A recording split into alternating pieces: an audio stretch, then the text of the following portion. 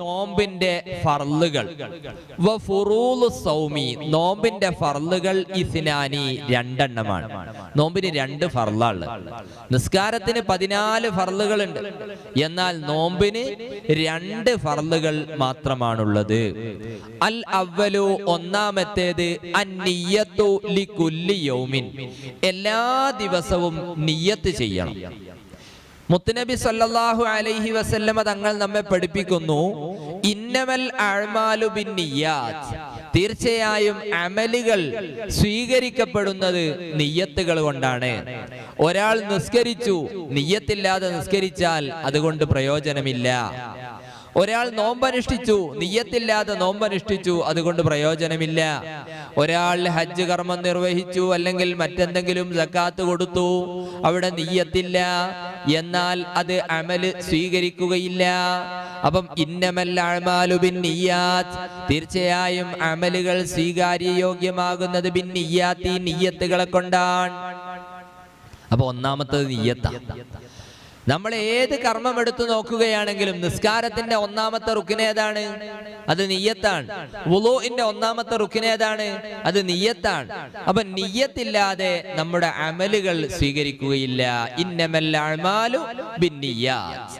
അപ്പൊ നോമ്പിന്റെ ഒന്നാമത്തെ റുക്കിന്, ഒന്നാമത്തെ ഫർള് അത് നിയ്യത്താണ്. നിയ്യത്തിൽ കുറെ കാര്യങ്ങൾ നമ്മൾ ശ്രദ്ധിക്കേണ്ടതുണ്ട്. കൂട്ടത്തിൽ ഒരു മസ്അല ഓർമ്മപ്പെടുത്തുന്നു. നമ്മൾ നിസ്കരിക്കുന്നവരാണ്, നിസ്കരിക്കുന്ന സമയത്ത് അവിടെ നിയ്യത്ത് വെക്കാറുണ്ട്. നിയ്യത്ത് വെക്കുമ്പോൾ നമ്മൾ ശ്രദ്ധിക്കേണ്ട പല കാര്യങ്ങളുമുണ്ട്. നമ്മൾ പലരും ഉസല്ലി ഫർളൽ ളുഹ്രി എന്നൊക്കെ നാവ് കൊണ്ട് പറയും.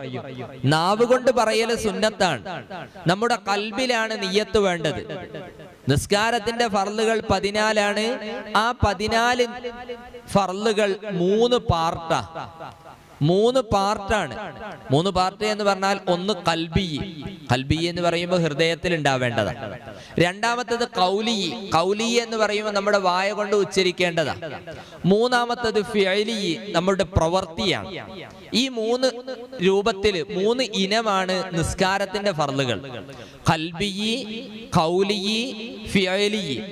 ഖൽബിയാകുമ്പോൾ അതൊക്കെ നമ്മുടെ ഹൃദയത്തിൽ ഉണ്ടാവണം. അപ്പോ ഒരാള് ഉസല്ലി ഫർളൽ ളുഹ്രി 4 റകഅത്ത് മുതവജ്ജിഹൻ ഇലൽ ഖിബ്ലത്തി അദാഅൻ ലില്ലാഹി തആല മഅൽ ഇമാമി എന്ന് വായ കൊണ്ട് പറയുക, അത് സുന്നത്താണ്. എന്തിനാ നാവ് കൊണ്ട് പറയുന്നത്? ലിയുസാഇദൽ ലിസാനുൽ ഖൽബ, ഹൃദയത്തിനെ നാവ് ഒന്ന് സഹായിക്കാൻ വേണ്ടിയാണ്. നമ്മൾ നാവ് കൊണ്ട് ഉച്ചരിക്കുന്ന സമയത്ത് ഹൃദയത്തിൽ അത് ഓർമ്മ വരും. അതിനു വേണ്ടിയാണ് നമ്മൾ നാവ് കൊണ്ട് ഉച്ചരിക്കുന്നത്. അപ്പൊ നിയ്യത്ത് നാവ് കൊണ്ട് ഉച്ചരിക്കൽ സുന്നത്താണ്.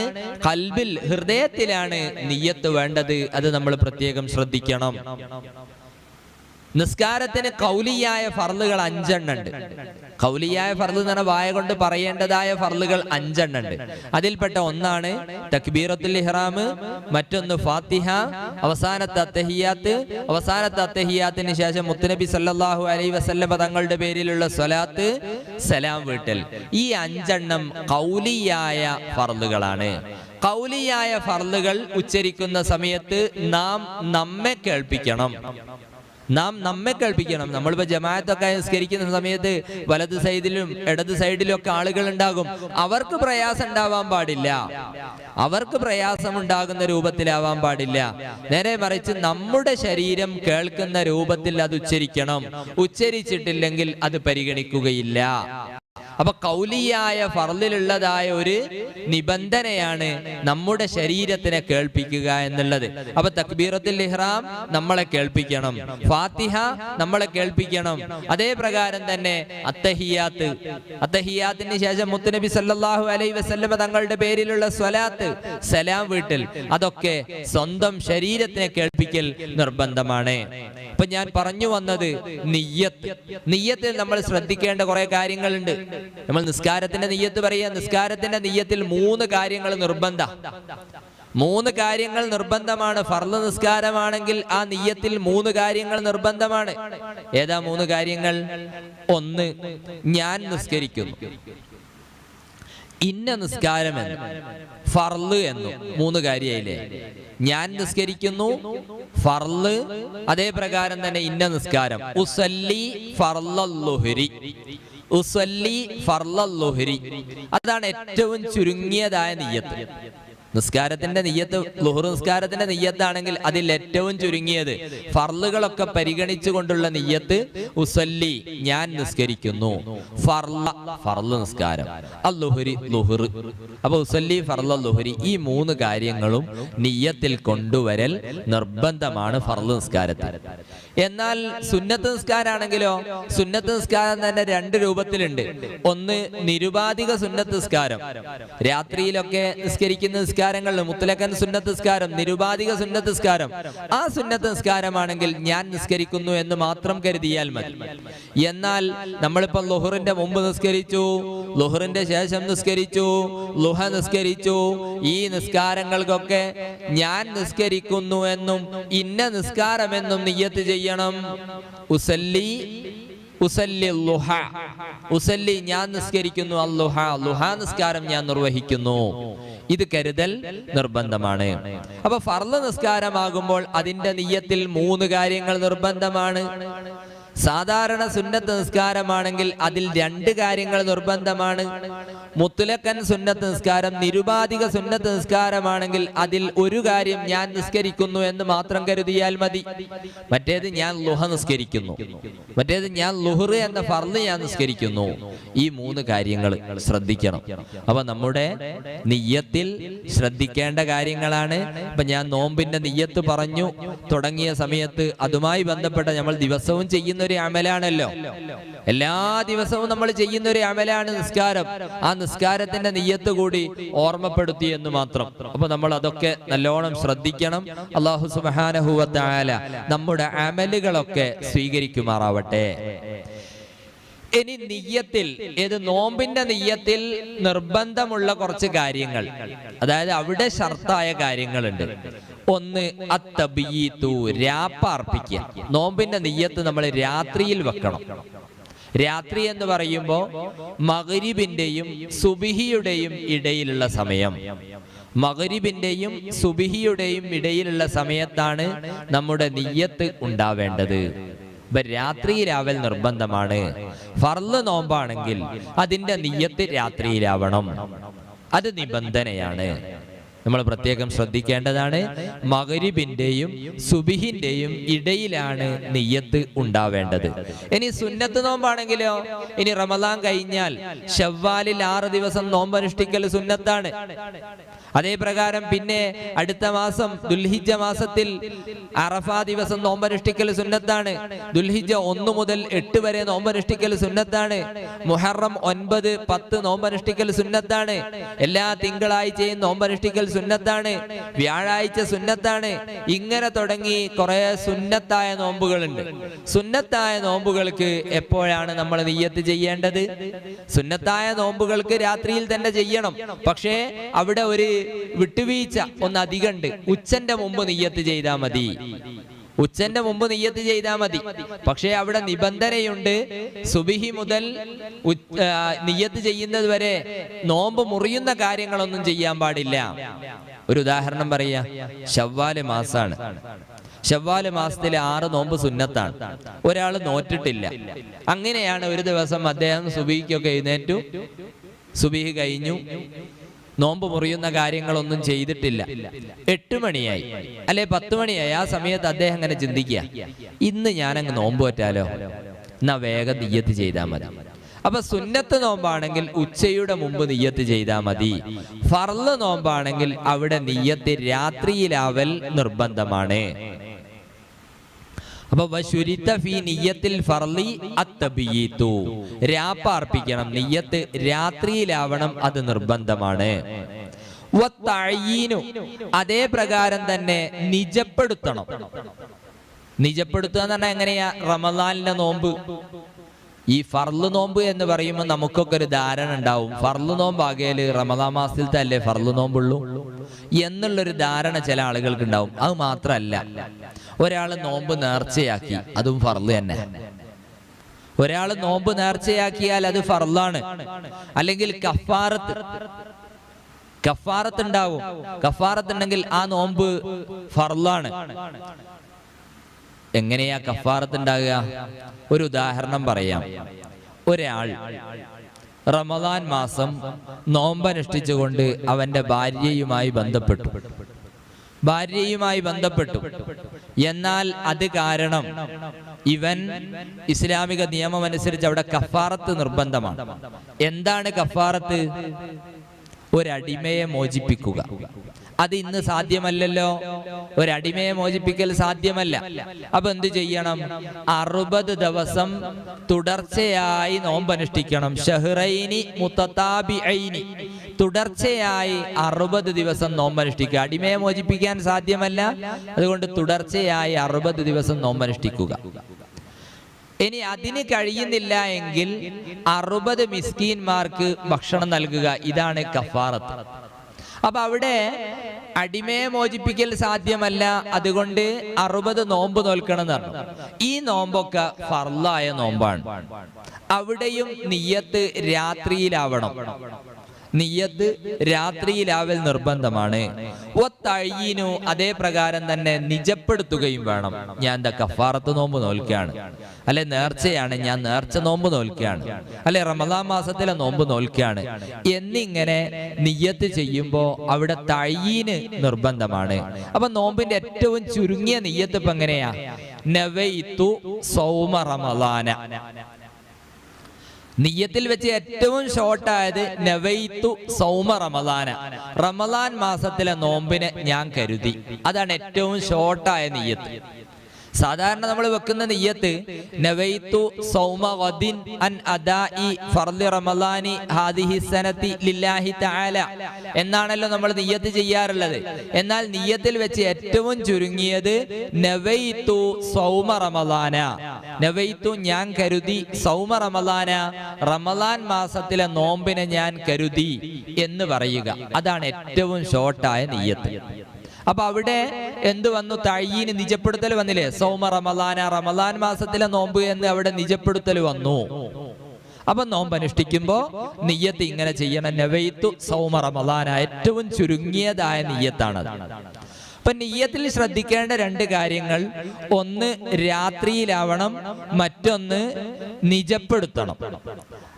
അപ്പൊ ഒരാള് നിയ്യത്ത് ചെയ്തു, ഫലൗ ശക്ക, അദ്ദേഹം സംശയിച്ചു, ഹൽ വഖഅത്ത് ഖബ്ലൽ ഫജ്രി ഔ ബഅദഹു, ഞാൻ നിയ്യത്ത് വെച്ചത് സുബഹിന്റെ മുമ്പാണോ അതല്ല ശേഷമാണോ? ഒരാൾക്ക് സംശയം, ഞാൻ നിയ്യത്ത് ചെയ്തിട്ടുണ്ട്, പക്ഷെ നിയ്യത്ത് ചെയ്തത് സുബഹിയുടെ മുമ്പാണോ അതല്ല ശേഷമാണോ എന്ന് സംശയിച്ചാൽ ലം യസിഹ, അദ്ദേഹത്തിന്റെ നിയ്യത്ത് സഹീഹാവുകയില്ല, അദ്ദേഹത്തിന്റെ നോമ്പ് സഹീഹാവുകയില്ല. ഏതിനെതിരായിട്ട്? ബിഖിലാഫി മാ ലൗ നവാ സുമ്മ ശക്ക ഹൽ തലഅൽ ഫജ്റു ഔലാ, ഒരാള് നോമ്പിന് നിയ്യത്ത് ചെയ്തു, പിന്നീട് സംശയിച്ചു, എപ്പോഴാണ്? ഹൽ തലഅൽ ഫജ്റു, ഫജ്ർ വെളിവായിട്ടുണ്ടോ ഇല്ലേ എന്ന് സംശയിച്ചു, അതിനെതിരായിട്ട്. ഇത് രണ്ടും തമ്മിൽ എന്താ മാറ്റം? ഒരാൾ നിയ്യത്ത് ചെയ്തു, ആദ്യത്തെ നിയ്യത്ത് ചെയ്തു, എന്നിട്ട് നിയ്യത്ത് ചെയ്തത് എപ്പോഴാണ്? സുബഹിന്റെ മുമ്പാണോ അതല്ല ശേഷമാണോ എന്ന് സംശയിച്ചു. രണ്ടാമത്തടുത്ത് നിയ്യത്ത് ചെയ്തിട്ടുണ്ട്, ചെയ്തു കഴിഞ്ഞിട്ടുണ്ട്, പിന്നെ അദ്ദേഹത്തിന് സംശയമാണ്, സൂര്യൻ ഉദിച്ചോ അല്ലെങ്കിൽ ഫജ്ർ വെളിവായോ വെളിവായിട്ടില്ലേ എന്ന സംശയമാണ്. എന്നാൽ അവിടെ നോമ്പിന് യാതൊരു കുഴപ്പമില്ല. അപ്പൊ നമ്മൾ ശ്രദ്ധിക്കേണ്ട കാര്യം, നിയ്യത്ത് രാത്രിയിലാവൽ നിർബന്ധമാണ്. ഇനി നമ്മളോട് ഒരാളോട് നിയ്യത്ത് മറന്നുപോയി എന്നാ എന്ത് ചെയ്യണം?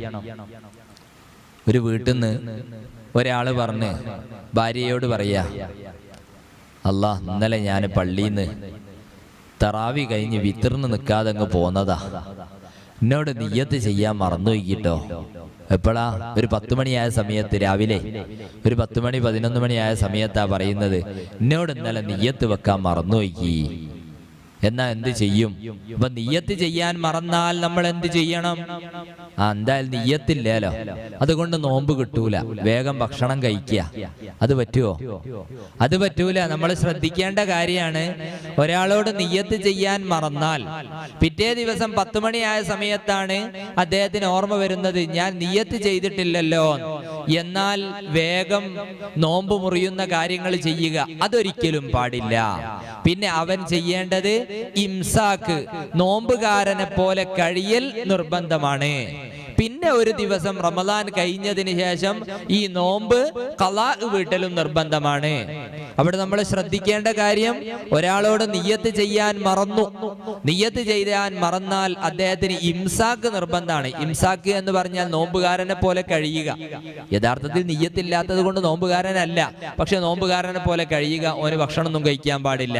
പിന്നെയോ റമദാനിന് ശേഷം ഈ നോമ്പ് ഒരു ദിവസം ഖളാ വീട്ടുകയും വേണം. അത് പ്രത്യേകം ശ്രദ്ധിക്കേണ്ട കാര്യമാണ്. ഇനി സുന്നത്ത് നോമ്പാണെങ്കിൽ നേരത്തെ നമ്മൾ പറഞ്ഞു വസൗമു തതവ്വുഇ, സുന്നത്ത് നോമ്പ് വലൗ മുഅക്കത്തൻ, അത് സമയം നിർണയിക്കപ്പെട്ട സുന്നത്ത് നോമ്പാ. അതായത് അറഫ, തിങ്കളാഴ്ച അല്ലെങ്കിൽ മുഹറം 10, ഇങ്ങനൊക്കെ സമയം നിർണയിക്കപ്പെട്ടതായ സുന്നത്ത് നോമ്പാ. എന്നാലും യക്ഫി ഫീഹി നിയ്യത്തു ഖബ്ല സവാലി, അവിടെ ഉച്ചന്റെ മുമ്പ് നിയ്യത്ത് ചെയ്താൽ മതി. അവിടെ ഉച്ചന്റെ മുമ്പ് നിയ്യത്ത് ചെയ്താൽ മതി. പക്ഷേ ബിശർത്തിൽ ഇംസാക്കി അനിൽ മുഫത്തിറാത്തി മിനൽ ഫജ്രി, ഫജ്ർ മുതൽ നോമ്പ് മുറിയുന്ന കാര്യങ്ങളൊന്നും അവനിൽ നിന്ന് ഉണ്ടാവാൻ പാടില്ല. ഫജ്ർ മുതൽ നോമ്പ് മുറിയുന്ന ഒരു കാര്യവും അവനിൽ നിന്ന് ഉണ്ടാവാൻ പാടില്ല എന്ന നിബന്ധനയോടുകൂടി. ലാക്കിനിൽ ഔല, എങ്കിലും അവിടെയും ഉത്തമം അത്തബീതു വതഈനു ഫീഹി ഐലൻ, അവിടെയും രാത്രിയിലാവണം, അവിടെയും നിജപ്പെടുത്തണം, അത് തന്നെയാണ് ഉത്തമം. എങ്കിലും സുന്നത്ത് നോമ്പാവുമ്പോൾ അവിടെ ഒരു വിട്ടുവീഴ്ചയാണ്, നിങ്ങൾ ഉച്ചന്റെ മുമ്പായി നിയ്യത്ത് ചെയ്താലും മതി. ഇപ്പൊ നമ്മൾ ശ്രദ്ധിക്കേണ്ട കാര്യങ്ങളാണ്. ഫർള് നോമ്പിന്റെ കാര്യം പ്രത്യേകം ശ്രദ്ധിക്കണം. പിന്നെ പുരുഷന്മാരായ ആളുകളൊക്കെ പലരും പള്ളിയിൽ പോകുകയല്ലേ ജമാഅത്തിനൊക്കെ. അപ്പോ തറാവീഹ് കഴിഞ്ഞു അല്ലെങ്കിൽ വിത്ർ കഴിഞ്ഞതിന് ശേഷം പള്ളിയിൽ വെച്ച് ഖതീബ് അവർകൾ, ഇമാം അവർകൾ നമ്മൾക്ക് ചൊല്ലിത്തരും നവൈത്തു, അപ്പൊ നമ്മളും ഏറ്റു ചെല്ലും നവൈത്തു, സൗമഗദിൻ സൗമഗദിൻ എന്നേറ്റ് ചെല്ലും. അങ്ങനെ മതിയോ? അങ്ങനെ മതിയാകുമോ? പോരാ. നിയ്യത്ത് നമ്മുടെ ഹൃദയത്തിലാണ് വേണ്ടത്. ഖതീബ് ചൊല്ലിത്തരുന്ന സമയത്ത് അല്ലെങ്കിൽ നമ്മുടെ ഇമാം അവർകൾ ചൊല്ലിത്തരുന്ന സമയത്ത് നമ്മുടെ മനസ്സിൽ നിയ്യത്ത് ഉണ്ടാവണം. ഞാൻ നാളെ നോമ്പ് വെൽക്കാൻ കരുതി, ചുരുങ്ങിയ രൂപം ഞാൻ നാളെ നോമ്പ് അനുഷ്ഠിക്കാൻ കരുതി എന്ന് മനസ്സിലുണ്ടാവണം. എങ്കിൽ മാത്രമേ നമ്മുടെ നോമ്പ് നോമ്പാവുകയുള്ളൂ. ഇനി അവിടെ ഒന്ന് രണ്ട് സുന്നത്ത് കൂടി ഓർമ്മപ്പെടുത്തുകയാണ്. ഒരാൾ മഗ്രിബ് വാങ്ക് കൊടുത്തു. മഗ്രിബ് വാങ്ക് കൊടുത്താൽ നമ്മൾ നോമ്പ് തുറക്കും. നോമ്പ് തുറന്ന ഉടനെ തന്നെ അടുത്ത ദിവസത്തേക്കുള്ള നിയ്യത്ത് ചെയ്യാം. ഞാൻ നാളെ നോമ്പ് വെൽക്കാൻ കരുതി, നവൈതു സൗമഗദിൻ അൻ അദാഇ ഫർളി റമളാനി ഹാദിഹി സനതി ലില്ലാഹി തആല എന്ന് പറയുക. അത് സുന്നത്താ. നിയ്യത്ത് രാത്രിയിലാവൽ നിർബന്ധമാണ്, എങ്കിലും നോമ്പ് തുറന്ന ഉടനെ നിയ്യത്ത് ചെയ്യുക, അത് സുന്നത്താ. ഇനി അത്തായം കഴിച്ചിട്ട് ആ നിയ്യത്തിന് ഒന്നുകൂടി പറയുക, അതും സുന്നത്താണ്. അപ്പൊ നമ്മൾ ശ്രദ്ധിക്കേണ്ട കാര്യമാണ്. ഇനി ഒരാള് നിയ്യത്ത് ചെയ്തു, ഒരാള് മഗ്രിബിന് എന്ത് ചെയ്തു? നിയ്യത്ത് ചെയ്തു. പിന്നെ രാത്രി തറാവീഹൊക്കെ കഴിഞ്ഞ് കിടക്കുന്ന സമയത്ത് അദ്ദേഹം കരുതി ഞാൻ നാളെ നോമ്പ് വെൽക്കുന്നില്ല, ഞാൻ നാളെ നോമ്പ് വെൽക്കുന്നില്ല എന്ന് കരുതി. നിയ്യത്ത് നേരത്തെ ചെയ്തിട്ടുണ്ട്, ഞാൻ നാളെ നോമ്പ് വെൽക്കുന്നില്ല എന്ന് കരുതുകയും ചെയ്തു. എന്നാൽ സുബ്ഹിയുടെ മുമ്പ് നിയ്യത്ത് ആവർത്തിക്കൽ, നിയ്യത്ത് മടക്കൽ നിർബന്ധമാണ്. ആ കാര്യം നമ്മൾ പ്രത്യേകം ശ്രദ്ധിക്കേണ്ടതുമാണ്. ആ കാര്യം നമ്മൾ പ്രത്യേകം ശ്രദ്ധിക്കേണ്ടതുമാണ്. അല്ലാഹു സുബ്ഹാനഹു വ തആല നമ്മുടെ അമലുകളൊക്കെ കാമിലായ നിലക്ക് നമ്മിൽ നിന്ന് കബൂൽ ചെയ്യട്ടെ. പിന്നെ നിയ്യത്തിന്റെ രൂപം നമ്മൾ നേരത്തെ പറഞ്ഞു. റമളാൻ മാസത്തിലെ നിയ്യത്തിൽ വെച്ച് ഏറ്റവും ചുരുങ്ങിയത് നവൈതു സൗമ റമളാന, നവൈതു ഞാൻ കരുതി, സൗമ റമളാന റമളാൻ മാസത്തിലെ നോമ്പ് ഞാൻ കരുതി. അതാണ് ഏറ്റവും ചുരുങ്ങിയ നിയ്യത്ത്.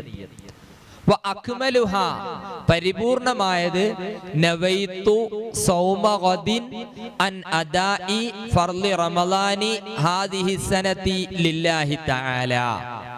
ഇവിടെ ഹൃദയത്തിലാണ് നിയ്യത്ത് വേണ്ടത്. ആ സമയത്ത് നാവ് കൊണ്ട് പറയൽ അത് സുന്നത്താണ്.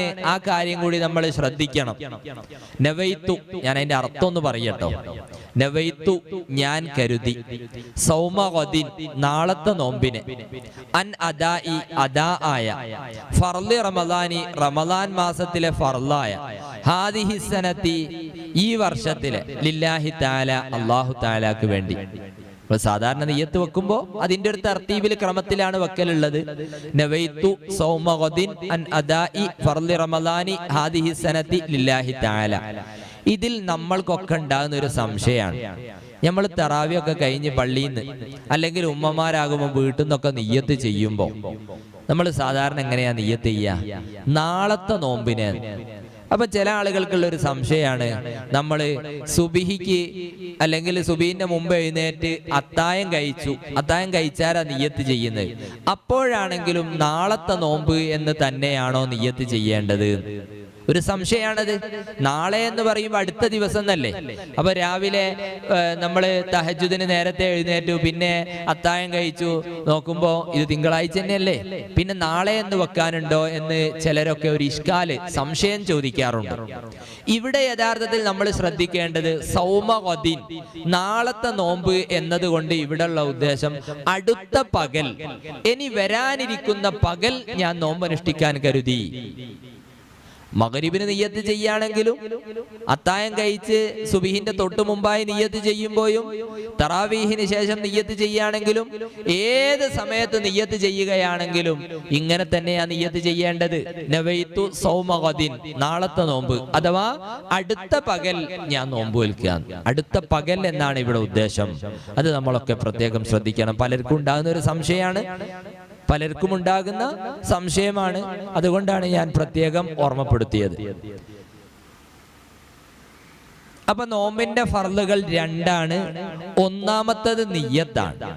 രണ്ട്, അൽ ഇംസാകു അനിൽ മുഫത്തിറാത്തി, നോമ്പ് മുറിയുന്ന കാര്യങ്ങളെ തൊട്ട് പിടിച്ചു നിൽക്കുക. നോമ്പ് മുറിയുന്ന കാര്യങ്ങളൊന്നും ചെയ്യാൻ പാടില്ല. നോമ്പ് മുറിയുന്ന കാര്യങ്ങൾ ഒന്നും നമ്മിൽ നിന്ന് ഉണ്ടാവാൻ പാടില്ല. അത് നമ്മൾ നല്ലോണം ശ്രദ്ധിക്കണം. പലരും നോമ്പനുഷ്ഠിക്കും, പക്ഷെ നോമ്പ് മുറിഞ്ഞു പോകുന്ന പല കാര്യങ്ങളും ചെയ്യുകയും ചെയ്യും. അതുകൊണ്ട് നമ്മുടെ നോമ്പാവുകയില്ലല്ലോ. അപ്പൊ നോമ്പിന് രണ്ട് ഫർളുണ്ട്. ഒന്നാമത്തേത് നിയ്യത്താണ്, രണ്ടാമത്തേത് നോമ്പ് മുറിയുന്ന കാര്യങ്ങളെ തൊട്ട് സൂക്ഷിക്കലാണ്. അപ്പൊ നോമ്പ് മുറിയുന്ന കാര്യങ്ങൾ എന്തൊക്കെയാന്ന് നമുക്ക് നോക്കണ്ടേ? നോമ്പ് മുറിയുന്ന കാര്യങ്ങൾ ഇൻഷാ അല്ലാഹ് പൂർണ്ണമായി ബാക്കി നമുക്ക് പിന്നീട് പറയാം. അല്പം ചില കാര്യങ്ങൾ മാത്രം ഞാൻ നിങ്ങളുടെ ശ്രദ്ധയിൽപ്പെടുത്തുകയാണ്. ദുഹൂലു ഐനിൻ ജൗഫഹു, തടിയുള്ള വല്ലതും ഉള്ളിലേക്ക് പ്രവേശിക്കുക.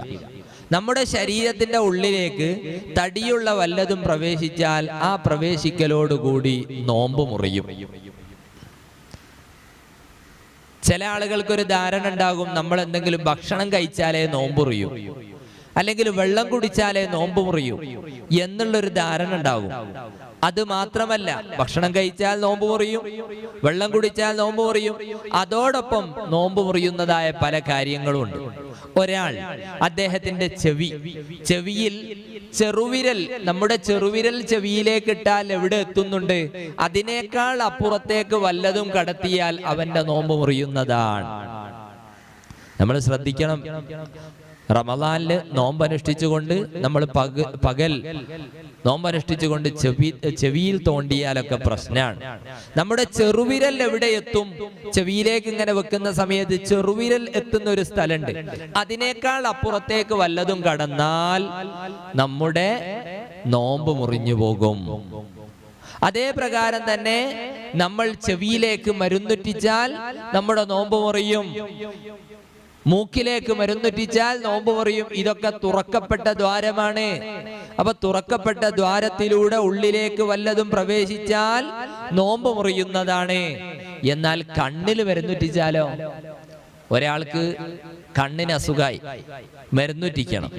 കണ്ണിൽ മരുന്നുറ്റിച്ചാൽ നമ്മൾ ചില ആളുകളൊക്കെ ചോദിക്കും, അതിന്റെ ഒരു രുചി നമ്മുടെ തൊണ്ടയിലേക്ക് ഇങ്ങനെ ഇറങ്ങിയല്ലോ. അത് കുഴപ്പമില്ല. കാരണം കണ്ണ് എന്ന് പറഞ്ഞാൽ അത് തുറക്കപ്പെട്ട ദ്വാരമല്ല. കണ്ണിന് ഉണ്ടെങ്കിലും അതിൽ നിന്ന് ഉള്ളിലേക്കൊരു ദ്വാരമല്ല. അതുകൊണ്ട് കണ്ണ് തുറക്കപ്പെട്ട ദ്വാരമല്ല എന്ന് ഫുഖഹാ പ്രത്യേകം രേഖപ്പെടുത്തിയതായി നമുക്ക് കാണാൻ കഴിയും. അതുകൊണ്ട് കണ്ണിൽ മരുന്നുറ്റിക്കുന്നത് കൊണ്ട് നോമ്പ് മുറിയുകയില്ല. ചെവിയിൽ മരുന്നുറ്റിച്ചാൽ, അതേ പ്രകാരം തന്നെ മൂക്കിൽ മരുന്നുറ്റിച്ചാലൊക്കെ നമ്മുടെ നോമ്പ് മുറിഞ്ഞു പോകും. ആ കാര്യങ്ങളൊക്കെ നിങ്ങൾ പ്രത്യേകം ശ്രദ്ധിക്കണമെന്ന് സാന്ദർഭികമായി ഓർമ്മപ്പെടുത്തുകയാണ്. പിന്നെ കഫം, ഒരാൾക്ക് കഫണ്ടായി, കഫം എത്തിയതിന് ശേഷം അത് വിഴുങ്ങിയാൽ നോമ്പ് മുറിയും.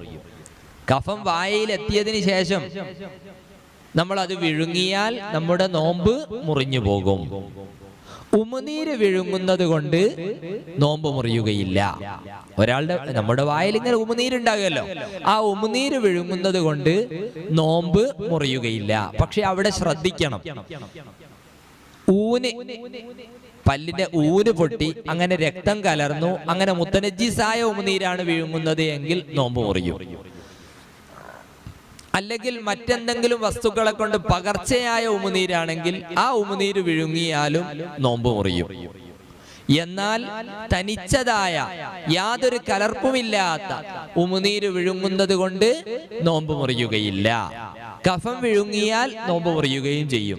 കഫം എന്ന് പറഞ്ഞാൽ തൊണ്ടന്റെ താഴെ ഇവിടെയാണുള്ളത് കഫം, അത് വായിലേക്ക് എത്തിയിട്ടില്ല, ഇവിടുന്ന് അങ്ങ് ഇറക്കി, അതിന് കുഴപ്പമില്ല. നേരെ മറിച്ച് നമ്മുടെ വായിലെത്തിയതായ കഫം നമ്മൾ തുപ്പാതെ അത് വിഴുങ്ങിയാൽ നമ്മുടെ നോമ്പ് മുറിഞ്ഞു പോകും. അതൊക്കെ നമ്മൾ പ്രത്യേകം ശ്രദ്ധിക്കേണ്ട കാര്യമാണ്. കൂട്ടത്തിൽ ഒരു കാര്യം കൂടി ഞാൻ ഓർമ്മപ്പെടുത്തുകയാണ്. ഫത്തുഹുൽ മുഈൻ പോലത്തെ ഗ്രന്ഥങ്ങളിലൊക്കെ മഹാന്മാർ രേഖപ്പെടുത്തിയതായി കാണാൻ കഴിയും. നമ്മള് ബാത്റൂമിൽ പോക്ക് അത് രാത്രിയിലാക്കണം, കഴിവിന്റെ പരമാവധി ശ്രമിക്കണം. അത് നമുക്ക് സാധിച്ചു കൊള്ളണമെന്നില്ല. ഏതായാലും പകലിലും ബാത്റൂമിൽ പോകാം. പക്ഷെ അവിടെ ശ്രദ്ധിക്കേണ്ട കുറെ കാര്യങ്ങളുണ്ട്.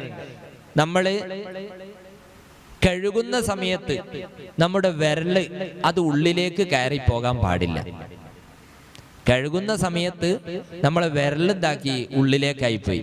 ആ ഇരിക്കുന്ന സമയത്ത് നമ്മളെ പിന്ദ്വാരത്തിൽ നിന്ന്, അല്ലെ സ്ത്രീകളാണ് അവരുടെ മുൻദ്വാരത്തിൽ നിന്നും പിന്ദ്വാരത്തിൽ നിന്നൊക്കെ വെളിവാകുന്ന ഒരു ഭാഗം ഉണ്ടല്ലോ, അതിനേക്കാൾ അപ്പുറത്തേക്ക് നമ്മളുടെ വിരൽ കയറിപ്പോയാൽ അവിടെ നോമ്പ് മുറിയും. അപ്പൊ അതൊക്കെ നമ്മൾ നല്ലോണം ശ്രദ്ധിക്കേണ്ട കാര്യമാണ്. അതുകൊണ്ടാണ് റമദാനിലെ നിർബന്ധ കുളിയുള്ള ആളാണെങ്കിൽ വരെ സുബിഹിന്റെ മുമ്പ് കുളിക്കൽ സുന്നത്താണ്. സുബി വാങ്ങിക്കൊടുത്തിട്ടും കുളിക്കാം, പക്ഷെ സുബിഹിന്റെ മുമ്പ് കുളിക്കൽ സുന്നത്താണ്. അത് പ്രത്യേകം ശ്രദ്ധിക്കേണ്ടതുമാണ്. പിന്നെ റമദാനിലെ എല്ലാ രാത്രികളിലും കുളിക്കൽ സുന്നത്താ. റമദാന്റെ എല്ലാ രാത്രികളിലും കുളിക്കൽ സുന്നത്താണ്. അതൊക്കെ നമ്മൾ പ്രത്യേകം ശ്രദ്ധിക്കേണ്ട കാര്യമാണ്. പിന്നെ കൂട്ടത്തിൽ മറ്റൊരു മസ്അല, പലരും പൈൽസിന്റെ അസുഖമുള്ളവരുണ്ടാകും. അല്ലാഹു സുബ്ഹാനഹു വ തആല നമ്മളെല്ലാരെയും കാത്തുരക്ഷിക്കട്ടെ. ബാസൂർ, മൂലക്കുരു എന്നൊക്കെ പറയും. ആ രോഗത്തിന്റെ പ്രയാസം അനുഭവിക്കുന്ന പലരും ഉണ്ട്. അല്ലാഹു സുബ്ഹാനഹു വ തആല ശിഫ നൽകി അനുഗ്രഹിക്കട്ടെ.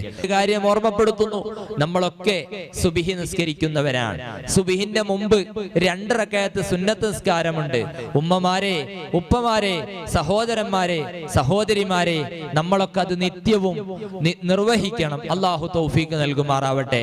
ആ സുബിഹിന്റെ മുമ്പുള്ളതായ സുന്നത്ത് 2 റക്അത്ത് വളരെ പ്രധാനപ്പെട്ട സുന്നത്താണ്. ആ സുന്നത്തിൽ 2 സൂറത്തോതൽ പ്രത്യേകം മഹാന്മാർ പഠിപ്പിക്കുന്നു. ഒന്നാമത്തെ റക്അത്തിൽ അലം നശ്റഹ് സൂറത്ത്, രണ്ടാമത്തെ റക്അത്തിൽ അലം തറ സൂറത്ത്. ഇത് രണ്ടും പതിവാക്കി കഴിഞ്ഞാൽ ബാസൂർ എന്ന രോഗം, പെയിൽസ് എന്ന രോഗത്തിനെ തൊട്ട് കാവലുണ്ട് എന്ന് മഹാന്മാർ രേഖപ്പെടുത്തുന്നതായി നമുക്ക് കാണാൻ കഴിയും. അപ്പൊ ഒന്നാമത്തെ റക്അത്തിൽ അലം നശ്റഹ് സൂറത്ത് മോദണം, അതോടൊപ്പം ഖുൽ യാ അയ്യുഹൽ കാഫിറൂന സൂറത്ത് മോദുക. രണ്ടാമത്തെ റക്അത്തിൽ ഫാത്തിഹയ്ക്ക് ശേഷം അലം തറ കൈഫ ഫഅല റബ്ബുക ബി അസ്ഹാബിൽ ഫീൽ എന്ന് തുടങ്ങുന്ന സൂറത്തും, അതേ പ്രകാരം തന്നെ ഖുൽ ഹുവല്ലാഹു അഹദ് സൂറത്തും പാരായണം ചെയ്യുക. അല്ലാഹു നമുക്കൊക്കെ തൗഫീഖ് നൽകട്ടെ, നമുക്കൊക്കെ തൗഫീഖ് നൽകട്ടെ. അപ്പൊ ഇത് നിത്യവും ചൊല്ലിയാല് ഈ അസുഖത്തിനെ തൊട്ട് കാവലുണ്ട് എന്ന് മഹാന്മാർ രേഖപ്പെടുത്തുന്നതായി നമുക്ക് കാണാൻ കഴിയും. അതുകൊണ്ട് പ്രിയപ്പെട്ട സഹോദരന്മാർ, ഉമ്മമാർ, ഉപ്പമാർ, സഹോദരിമാർ എല്ലാവരും ഇന്നു മുതൽ നിങ്ങളൊക്കെ ജീവിതത്തിൽ പകർത്തുന്നവരായിരിക്കും. എങ്കിലും ഞാനൊന്ന് തമ്പീഹാക്കി ഉണർത്തി എന്ന് മാത്രം. സുബ്ഹിന്റെ മുമ്പുള്ള സുന്നത്ത്, വാങ്ക് കൊടുത്തതിന് ശേഷം നമ്മൾ വാങ്കിന്റെ ശേഷമുള്ള ദുആ ഒക്കെ കഴിഞ്ഞ് അതിനുശേഷം 2 റക്അത്ത് സുബ്ഹിന്റെ മുമ്പുള്ള സുന്നത്ത് നിസ്കാരം 2 റക്അത്ത് നിസ്കരിക്കുക. നിയ്യത്ത് ചെയ്ത് തക്ബീറത്തുൽ ഇഹ്റാം ചൊല്ലി അതിനുശേഷം ദുആഉൽ ഇഫ്തിതാഹ്, പിന്നെ ഫാത്തിഹ അഊദു ഓതി ഫാത്തിഹ ഓതുക. അതിനുശേഷം അലം നശ്റഹ് സൂറത്തും അലം നശ്റഹ് സൂറത്തും ഖുൽ യാ അയ്യുഹൽ കാഫിറൂന സൂറത്തും 1-ാമത്തെ റക്അത്തിലും, 2-ാമത്തെ റക്അത്തിൽ ഫാത്തിഹയ്ക്ക് ശേഷം അലം തറ കൈഫ ഫഅല റബ്ബുക ബി അസ്ഹാബിൽ ഫീൽ എന്ന് തുടങ്ങുന്ന ഫീൽ സൂറത്തും അതേ പ്രകാരം ഖുൽ ഹുവല്ലാഹു അഹദ് സൂറത്തും നമ്മൾ ഓതുക. അങ്ങനെ പതിവാക്കി കഴിഞ്ഞാൽ നമുക്ക് ഈ രോഗത്തിനെ തൊട്ട് കാവലുണ്ട് എന്ന് മഹാന്മാർ പഠിപ്പിക്കുന്നു. അതുകൊണ്ട് പ്രിയപ്പെട്ട ഉമ്മമാർ, ഉപ്പമാര് എല്ലാവരും അത് പതിവാക്കണം. അല്ലാഹു സുബ്ഹാനഹു വ തആല നമുക്കൊക്കെ തൗഫീക്ക് നൽകട്ടെ. കൂട്ടത്തിൽ ഒരു കാര്യം കൂടി ഓർമ്മപ്പെടുത്തുന്നു, സൂറത്തുൽ ഇഖ്ലാസ്. അത് വല്ലാത്തൊരു സൂറത്താണ്, അത് നമ്മൾ പതിവാക്കണം.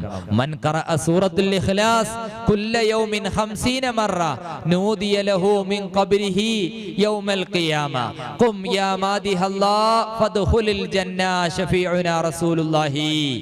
മുത്തുനബി സല്ലല്ലാഹു അലൈഹി വസല്ലമ തങ്ങൾ നമ്മെ പഠിപ്പിക്കുകയാ, വല്ലവനും ഖുൽ ഹുവല്ലാഹു അഹദ് സൂറത്ത് അത് ദിനേന 50 പ്രാവശ്യം പാരായണം ചെയ്താൽ, ദിനേന ഒരു 50 പ്രാവശ്യം ഖുൽ ഹുവല്ലാഹു അഹദ് സൂറത്ത് പാരായണം ചെയ്താൽ നൂദിയ ലഹു മിൻ ഖബ്രിഹി യൗമൽ ഖിയാമ, ഖിയാമത്ത് നാളിൽ അവനെ ഖബറിൽ നിന്ന് വിളിക്കപ്പെടും.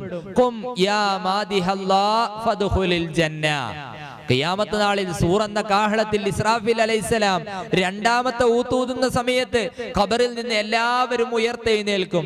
ആ സമയത്ത് ഈ വ്യക്തിയോട് പറയും, ഖും യാ മാദിഹല്ലാഹ്, അല്ലാഹുവിനെ പുകഴ്ത്തുന്നവനെ എഴുന്നേൽക്കൂ, ഫദ്ഖുലിൽ ജന്ന, നീ സ്വർഗ്ഗത്തിൽ കടക്കൂ. വലിയൊരു ഭാഗ്യല്ലേ? അള്ളാഹു നമുക്ക് തൗഫീക്ക് നൽകട്ടെ. അപ്പൊ സൂറത്തുൽ ഇഖ്ലാസ് അത് നമ്മൾ പതിവാക്കണം. നമ്മുടെ ജീവിതത്തിൽ അതൊരു ചര്യയായി മാറണം. എല്ലാ സമയത്തും സൂറത്തുൽ ഇഖ്ലാസ് അത് നമ്മൾ അധികരിപ്പിക്കണം. അള്ളാഹു തൗഫീക്ക് നൽകട്ടെ. പിന്നെ മരണപ്പെട്ടവർക്ക് വേണ്ടി 1,00,000 സൂറത്തുൽ ഇഖ്ലാസ് നമ്മൾ ഓതി ഹദിയ ചെയ്താൽ അത് വലിയ നേട്ടമാണ്, അതാഖത്തുൽ കുബ്രയാണ്, വലിയ മോചനമാണ് എന്ന് മഹാന്മാർ രേഖപ്പെടുത്തിയതായി നമുക്ക് കാണാൻ കഴിയും. അതുകൊണ്ട് പ്രിയപ്പെട്ടവരെ, നമ്മുടെ കുടുംബങ്ങളിൽ നിന്ന്, സുഹൃത്തുക്കളിൽ നിന്ന്, ബന്ധപ്പെട്ടവരിൽ നിന്നൊക്കെ പലരും മരിച്ചുപോയിട്ടുണ്ടാവും. അവർക്ക് വേണ്ടി 1,00,000 സൂറത്തുൽ ഇഖ്ലാസ് നമ്മൾ ഓതി ഹദിയ ചെയ്താൽ ഉഖ്റവിയായ വലിയ പവിത്രത ലഭിക്കാൻ അതൊരു കാരണമാകും. പ്രിയപ്പെട്ടവര്, അതൊക്കെ ശ്രദ്ധിക്കണമെന്ന് ഓർമ്മപ്പെടുത്തുകയാണ്. അപ്പൊ ഞാൻ പറഞ്ഞു വന്നത്, നമ്മൾ ബാസൂറിന്റെ രോഗമുള്ള ആള്, അങ്ങനത്തെ ആളുകൾ ചിലപ്പം ബാത്റൂമിൽ പോകുന്ന സമയത്ത് അവരുടെ പിന്ദ്വാരം ഇങ്ങനെ പുറത്തേക്ക് വരും. കാഷ്ടിക്കുന്ന സമയത്ത് പിന്ദ്വാരത്തിന്റെ ഭാഗം ഇങ്ങനെ പുറത്തേക്ക് വരുന്ന സമയത്ത് അത് നമ്മുടെ വിരല് കൊണ്ട് ഇങ്ങനെ ഉള്ളിലേക്ക് കയറ്റി കൊടുക്കണം. അങ്ങനെ കയറ്റുന്ന സമയത്ത് വിരല് അല്പം കയറിപ്പോയി, അതുകൊണ്ട് യാതൊരു കുഴപ്പമില്ല, നമ്മുടെ നോമ്പിനിക്ക് യാതൊരു പ്രയാസവും വരികയില്ല. മാരകമായ രോഗങ്ങളെ തൊട്ട് അല്ലാഹു സുബ്ഹാനഹു വ തആല നാം ഏവരെയും കാത്തുരക്ഷിക്കട്ടെ. ഇത് വലിയൊരു രോഗമാണ്. ഇതിനെ തൊട്ട് പടച്ച റബ്ബ് നമ്മളെല്ലാരെയും കാത്തുരക്ഷിക്കട്ടെ. പിന്നെ നമ്മൾ പറഞ്ഞു, വല്ല വസ്തുവും ഉള്ളിലേക്ക് കടക്കുക. വല്ല വസ്തുവും ഉള്ളിലേക്ക് കടന്നാൽ നമ്മുടെ നോമ്പ് മുറിയുമെന്ന് പറഞ്ഞു. തടിയുള്ള വല്ല വസ്തുവും നമ്മുടെ ഉള്ളിലേക്ക് കടന്നാൽ നമ്മുടെ നോമ്പ് മുറിയും. അപ്പൊ ഒരാള് ബൈക്കിൽ ഇങ്ങനെ യാത്ര ചെയ്യാ, നമ്മളൊക്കെ ബൈക്കിൽ യാത്ര ചെയ്യുന്നവരാണ്. ഇപ്പോ ഇതുവരെ മാസ്ക് ഉണ്ടാകുകയില്ല, ഇപ്പൊ മാസ്ക് ഒക്കെ ഒഴിവാക്കാമല്ലോ. അപ്പൊ മാസ്ക് ഒന്നും ധരിക്കാതെ ഇങ്ങനെ ബൈക്കിൽ പോകുന്ന സമയത്ത് ഒരു ഈച്ച ഒരാളുടെ ഉള്ളിൽ അങ്ങ് കയറി. എന്നാ നോമ്പുറിയോ? ഒരു ചോദ്യമാണല്ലോ. പുറത്തുനിന്നുള്ളൊരു സാധനം നമ്മുടെ ഉള്ളിലേക്ക് എത്തിയാൽ നോമ്പ് മുറിയുമെന്ന് പറഞ്ഞു. അപ്പൊ ഒരാളുടെ ഉള്ളിലേക്ക് ഈച്ച കടന്നാലോ? എന്നാൽ അവിടെ നോമ്പ് മുറിയുകയില്ല. ബഹുമാനപ്പെട്ട ഷെയ്ഖ് ഇബ്നു ഹജറുൽ ഹൈതമി റളിയല്ലാഹു അൻഹു തന്റെ തുഹ്ഫയിൽ രേഖപ്പെടുത്തുന്നു, ഫലോ വസല ജൗഫഹു ദുബാബുൻ ഔ ബഊലത്തുൻ, ഒരാളുടെ ഉള്ളിലേക്ക് ഈച്ച കടന്നു, അല്ലെങ്കിൽ ഒരു കൊതുകോ മറ്റ് പ്രാണികളോ കടന്നു, ഔ ഗുബാറുത്ത് ത്വരീഖി, അല്ലെങ്കിൽ എന്ത് വഴിയിലുള്ളതായ പൊടികൾ ഉള്ളിലേക്ക് കടന്നു, എന്നാൽ ലം യുഫ്തിർ, അവന്റെ നോമ്പ് മുറിയുകയില്ല. ഇനി ഇവിടെ വേറൊരു പ്രശ്നം വരുന്നത്, ഇങ്ങനെ യാത്ര ചെയ്യുന്ന സമയത്തോ മറ്റോ ഉള്ളിലേക്ക് ഒരു ഈച്ച കടന്നു അങ്ങ് ഉള്ളിൽ എത്തിപ്പോയി. എന്നാൽ ഉള്ളിലെത്തിയതായ ഈച്ചയെ പിന്നീട് പുറത്തെടുക്കാൻ കഴിയോ? പുറത്തെടുക്കാൻ പറ്റുമോ? അത് ശ്രദ്ധിക്കേണ്ടതാ. ഉള്ളിലെത്തിയതായ ഈച്ച അവിടെ നിന്നോട്ടെ, അതിനെക്കൊണ്ട് നിങ്ങൾക്ക് വല്ല കുഴപ്പമുണ്ടോ? കുഴപ്പമുണ്ടെങ്കിൽ പുറത്തെടുക്കുന്നതുകൊണ്ട് കുഴപ്പമൊന്നുമില്ല. പക്ഷേ നോമ്പ് മുറിയും. ആ നോമ്പ് പിന്നീട് ഖളാ വീട്ടേണ്ടതുമാണ്. അത് ശ്രദ്ധിക്കേണ്ട ഒരു കാര്യമാണ്. ഇനി നോമ്പ് മുറിയുന്ന വേറെയും കുറെ കാര്യങ്ങളുണ്ട്. ഇൻഷാ അല്ലാഹ് അത് നമുക്ക് പിന്നീട് പറയാം. അല്ലാഹു സുബ്ഹാനഹു വ തആല ധാരാളം നന്മ ചെയ്യാനുള്ള തൗഫീഖ് നമുക്കൊക്കെ നൽകട്ടെ. പിന്നെ